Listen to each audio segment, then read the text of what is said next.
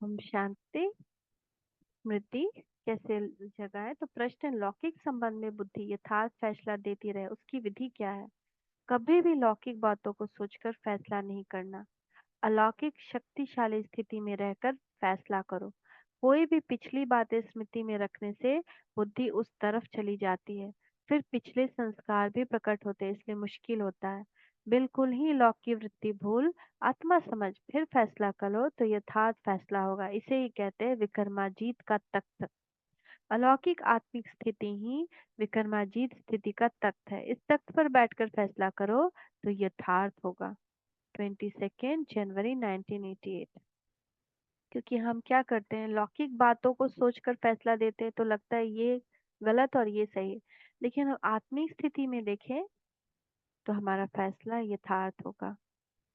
मनोरंजन में रहने के लिए वैरायटी प्रकार की बातें सोचो ना। हमारा मन बोरियत हो जाए, उसको एक ही बात देते रहो तो वो फिर टिकता नहीं है, फिर इधर उधर भागता है। तो बाबा बता रहे हैं कि सदैव अमृत वेले अपने भाग्य की कोई ना कोई बात स्मृति में रखो। अनेक प्रकार के भाग्य मिले हैं, अनेक प्रकार की प्राप्तियां हुई हैं।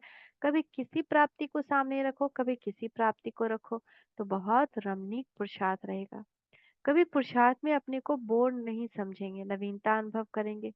नहीं तो कई बच्चे कहते हैं बस आत्मा हो, शिव बाबा का बच्चा हूँ, ये तो सदैव कहते ही रहते हैं।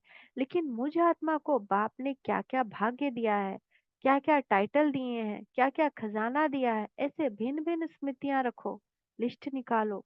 स्मृतियों की कितनी बड़ी लिस्ट है। कभी खजानों की स्मृतियां रखो, कभी शक्तियों की स्मृतियां रखो, कभी गुणों को रखो, कभी ज्ञान को रखो, कभी टाइटल रखो। वैरायटी में सब मनोरंजन हो जाता है। जहाँ कहाँ भी मनोरंजन का प्रोग्राम होता है तो वैरायटी डांस होगी, वैरायटी खाना होगा, वैरायटी लोगों से मिलना होगा, तब तो मनोरंजन होता है ना। तो ये अभी सदा मनोरंजन में रहने के लिए वैरायटी प्रकार की बातें सोचो। 23/11/1989। Thank you Baba, thank you, शुक्रिया बाबा, शुक्रिया। ओम शांति।